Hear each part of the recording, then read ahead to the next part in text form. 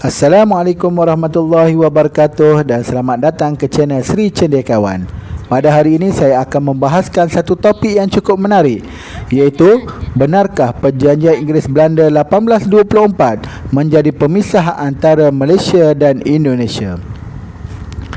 Ramai yang mengatakan bahawa Nusantara ini telah terpisah apabila satu perjanjian ditandatangani oleh British dan Belanda, iaitu Perjanjian Inggeris Belanda 1824. Ini kerana melalui perjanjian ini, wilayah pengaruh British dan Belanda di Nusantara ini telah ditetapkan. Dalam erti kata lain, tanah Melayu dan Singapura diserahkan kepada British, manakala Indonesia moden diserahkan kepada Belanda. Namun sebenarnya, perjanjian ini tidak pernah menjadi pemisah kepada Indonesia dan Malaysia moden. Mengapa saya berkata demikian? Yang pertama ialah kerana masih wujud kerajaan Johor Riau Linggah Pahang yang sah.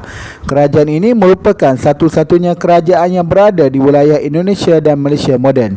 Perjanjian Inggeris Belanda 1824 tidak pernah memecahkan kuasa atau wilayah Kesultanan Johor Riau. Mereka masih berdiri sebagai sebuah kerajaan yang berdaulat. Bahkan mereka terus menjalankan pentadbiran seperti biasa. Bahkan Sultan Johor pada waktu itu, iaitu Sultan Mahmud IV Muzaffar Shah, hanya mengetahui kewujudan perjanjian tersebut pada tahun 1855 apabila satu surat telah dihantar oleh Bendahara Tun Ali kepada baginda. Ini bermakna baginda hanya mengetahui kewujudan perjanjian tersebut selepas 31 tahun ditandatangani. Perjanjian Inggeris Belanda 1824 bukanlah perjanjian yang membahagikan wilayah jajahan, tetapi satu perjanjian yang membahagikan wilayah pengaruh sahaja. Maknanya, perjanjian ini hanyalah terpakai di peringkat perjanjian tersebut sahaja, tetapi tidak terpakai kepada kerajaan Johor Riau.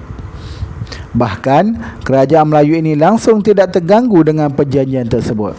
Perjanjian ini tidak lebih seperti perjanjian Tordesillas yang ditandatangani oleh Spanyol dan Portugis pada 7 Jun 1494.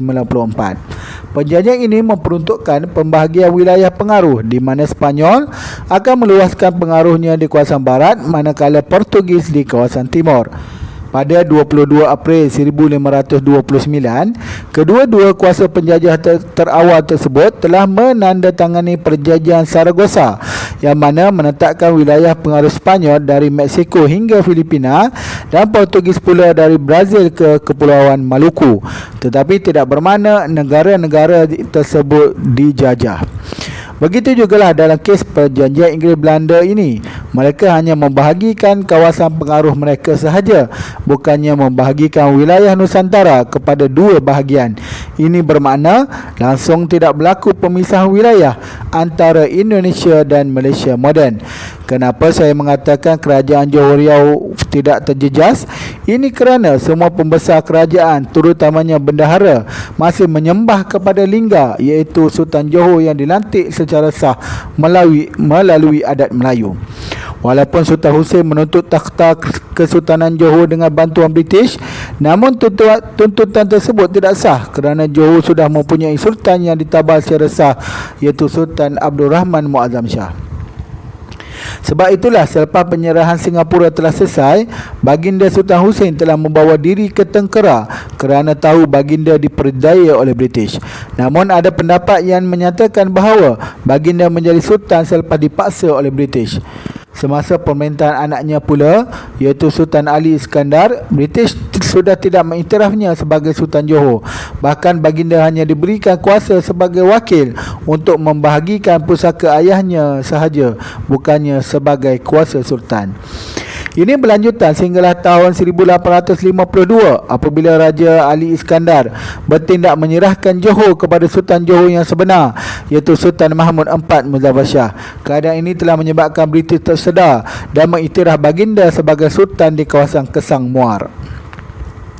Berbalik kepada Sultan Hussein, baginda jelas tidak mempunyai sokongan dalam kalangan pembesar kecuali Temenggung yang berkepentingan dengan British. Bendahara Kesultanan Johor pula, iaitu Bendahara Tun Ali dan kemudiannya Bendahara Tun Muntakhir yang mentadbir Pahang itu masih menyembah kepada Sultan Johor yang sah yang bersemayam di lingga itu. Tanpa sokongan bendahara, boleh dikatakan pelantikan seseorang itu sebagai sultan dianggap sebagai tidak sah. Ini bermakna secara adatnya penyerahan Singapura kepada British hakikatnya tidak sah. Kesimpulan di sini ialah perjanjian Inggeris Belanda itu tidak memisahkan Malaysia Indonesia. Bahkan bendahara yang berada di Pahang itu masih mengakui ketuanan Lingga. Bagaimanakah kita boleh mengatakan perjanjian Inggeris Belanda ini memisahkan Malaysia dan Indonesia moden jika Pahang masih mengakui ketuanan Lingga yang sekarang ini berada di Indonesia moden? Jadi, bagaimanakah kita terpisah?